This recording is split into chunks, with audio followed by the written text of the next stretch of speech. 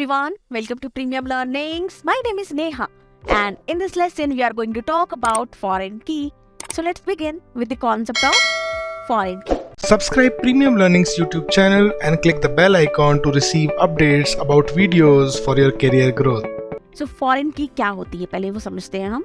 तो foreign key is a field or a collection of field or column or collection of a column in one table that refers to the primary key in another table. यहाँ पर देखो हमें यहाँ ध्यान देना है, एक फील्ड भी हो सकती है और कलेक्शन ऑफ फील्ड भी हो सकती है. जैसे प्राइमरी की में हमने पढ़ा था, तो किसी भी एक टेबल में कलेक्शन ऑफ एट्रीब्यूट्स जो हो सकते हैं वो भी प्राइमरी की हो सकते हैं. लाइकवाइज फॉरेन की भी दो कॉलम का कॉम्बिनेशन भी हो सकती है जब उसकी जरूरत होगी तो. ठीक है, तो यहाँ पर आपने सीखा, यहाँ पर कलेक्शन ऑफ फील्ड्स भी फॉरेन की हो सकती हैं. Now it is also used to identify and establish relationship between tables. That means is what, मतलब फॉरेन की हमें क्या प्रोवाइड करती है? कनेक्शंस, या फिर हम बोल सकते हैं फॉरेन की हमें लिंक प्रोवाइड करती है दो टेबल को जोड़ने के लिए. सपोज ये दो टेबल है, अब मुझे आपस में दोनों में कोई कनेक्शन नहीं है, पर हम फॉरेन की के थ्रू इन दोनों में कनेक्शन एस्टैब्लिश कर सकते हैं. अब मान लो एक एग्जांपल से समझते हैं. सपोज एक डेटाबेस है, बहुत बड़ा डेटाबेस है कॉलेज का.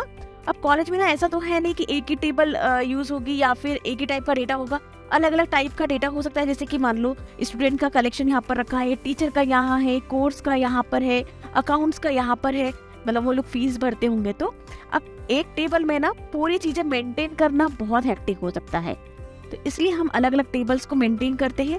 अब ये आपस में जुड़ी होना चाहिए टेबल. मतलब मैं यदि स्टूडेंट का फैच कर रही हूँ डेटा, तो मैं अकाउंट सेक्शन से उसकी डिटेल भी यहाँ से फेच कर लूँ कि उसका कितना फीस बाकी है या नहीं है, या फिर उसको कौन टीचर पढ़ा रहा है, ठीक है, उसने कौन से कोर्स में एनरोल किया है. तो हर चीज में उसको फैच कर सकूं किसी भी पर्टिकुलर स्टूडेंट के बारे में, तभी तो मुझे फॉरेन की का यूज, अदरवाइज क्या यूज है ना. तो मतलब हम दो टेबल को आपस में कनेक्ट करके यूज कर सकते हैं, डेटा को रिट्राइव कर सकते हैं. तो इसलिए हमें क्या चाहिए? फॉरेन की चाहिए.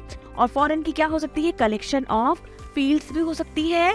और ये क्या प्रोवाइड करती है? हमें दो टेबल के बीच में कनेक्शन प्रोवाइड करती है. तो आई होप कि फॉरेन की का कॉन्सेप्ट आपको अच्छे से समझ में आया होगा कि हम फॉरेन की क्यों यूज करने वाले हैं. तो अब देख लेते हैं कुछ फॉरेन की को कैसे हम यूज करते हैं. सपोज मेरे पास एक टेबल है जो मेन टेबल है, मतलब इसमें देखो एक क्लास आईडी लिखा है जो कि प्राइमरी की है, और एक और टेबल मैंने ले लिया जिसको हम बोलेंगे चाइल्ड टेबल. क्यों बोलेंगे ये मैं बताती हूँ. ये मान लो बेस टेबल है और ये मेरी है चाइल्ड टेबल, या फिर इसको हम चाइल्ड टेबल बोलेंगे.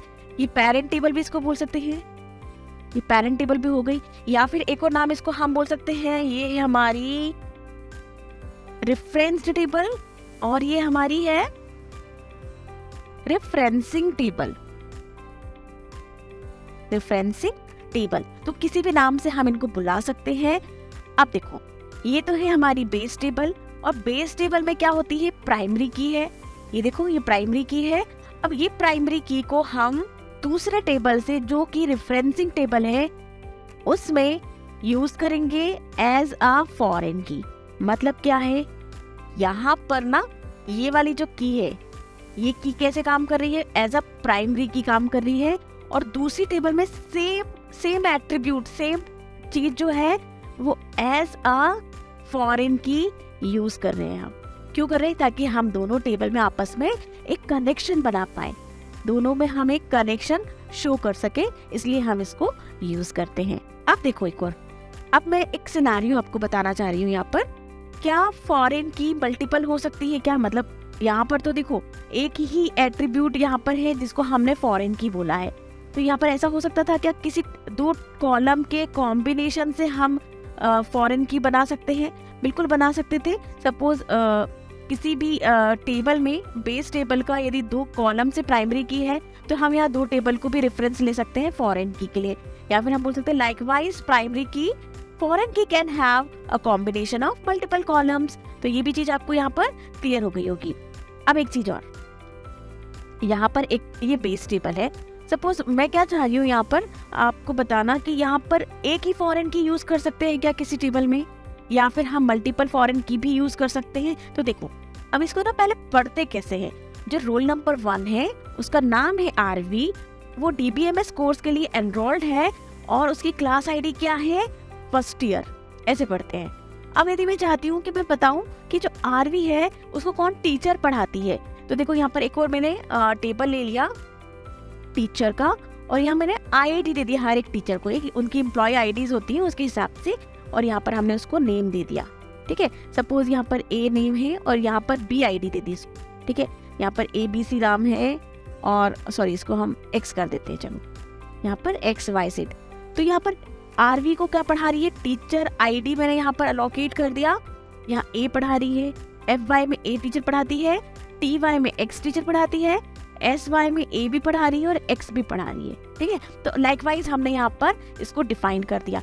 तो क्या मतलब हुआ, a single table can contain more than one foreign key if it is related to more than one table which make use of foreign की।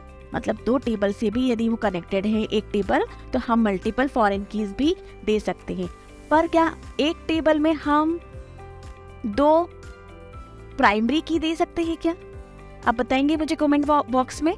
नाउ नेक्स्ट कॉन्सेप्ट है, सपोज अब मेरे पास ये 2 टेबल्स हैं और मुझे ना एक डेटा फीड करना है। इसमें 6 नंबर का डेटा है, रोल नंबर 6। यहाँ पर मैं क्या 5 लिख सकती हूँ? बिल्कुल अलाउ नहीं होगा, क्योंकि प्राइमरी की कैन नॉट बी नल और it can not be duplicate, मतलब it must be a unique. तो हमने यहाँ पर ले लिया 6 और मैंने यहाँ पर एक स्टूडेंट का नाम डाल दिया, चलो शाश्वत। ठीक है, और उसने एक एनरोल किया है कोर्स के लिए AOA एनालिसिस ऑफ एल्गोरिथम के लिए। क्या मैं यहाँ पर BE लिख सकती हूँ, बैचलर ऑफ इंजीनियरिंग, ये लिख सकती हूँ क्या? बिल्कुल भी नहीं लिख सकती। क्यों? क्योंकि ये जो कॉलम है मेरा, ये इससे एसोसिएटेड है, इसकी प्राइमरी की से एसोसिएटेड है, दूसरे टेबल की प्राइमरी की से एसोसिएटेड है। तो मैं यहाँ पर सिर्फ वही ऑप्शंस दे सकती हूँ जो यहाँ पर मेंशन्ड है। मतलब मैं यहाँ पर B तो बिल्कुल भी नहीं लिख सकती। तो यदि मैं ऐसा नहीं कर सकती हूँ तो मैं और क्या ऑप्शन है मेरे पास अवेलेबल? क्या मैं यहाँ पर B की जगह नल लिख सकती हूँ? जी हाँ, बिल्कुल हम नल लिख सकते हैं यहाँ पर। मतलब ये जो पॉइंट है ये क्या कह रहा है, फॉरेन की can be either having matching primary की वैल्यू इन अदर टेबल और इट कैन बी नल। तो ये पॉसिबल है। ठीक है, तो आई थिंक आपको ये कॉन्सेप्ट भी समझ में आ गया होगा। तो हमने क्या क्या पढ़ा एक बार मैं आपको रिवाइज करा देती हूँ। लाइकवाइज प्राइमरी की, अ फॉरेन की of one table should be a primary की ऑफ अनदर टेबल। मतलब रेफरेंशियल इंटीग्रिटी बताती है कि जो फॉरेन की है किसी टेबल की, it should be a primary की ऑफ अनदर टेबल। ठीक है, तो यहाँ पर भी सही है, या इसकी ये प्राइमरी की है जो कि इस टेबल की फॉरेन की है। यहाँ पर काफी स्टूडेंट कंफ्यूज होते हैं कि याद नहीं रहता है कि रेफरेंशियल इंटीग्रिटी फॉरेन की से रिलेटेड है और एंटिटी इंटीग्रिटी जो है वो प्राइमरी की से रिलेटेड रहती है। तो इसका एक ट्रिक है, जैसे कि यहाँ पर लिखा है रेफरेंस, तो रेफरेंस कौन बता रहा है, प्राइमरी की बताती है या फॉरेन की? फॉरेन की बताती है। तो रेफरेंशियल इंटीग्रिटी में क्या यूज करते हैं हम, फॉरेन की। ये कई बार MCQs में आता है, गेट एग्जाम्स में भी पूछा जाता है कि रेफरेंशियल इंटीग्रिटी किस की से रिलेटेड है, तो आपको यहाँ पर टिक लगाना है फॉरेन की से। तो आई थिंक आपको ये कॉन्सेप्ट समझ में अच्छे से आए होंगे। और ना रेफरेंशियल इंटीग्रिटी क्या होती है, मतलब इसमें हम कैसे अपडेट करते हैं डेटा, कैसे हम डिलीट कर सकते हैं या नहीं डिलीट कर सकते हैं डेटा, तो सारी चीजें हम पढ़ेंगे नेक्स्ट वीडियो में। तो आई होप कि आपको आज का लेक्चर अच्छे से समझ में आया होगा। तो प्लीज सेशन को लाइक कमेंट जरूर करिए। Thank you for watching premium learning. See you in next video.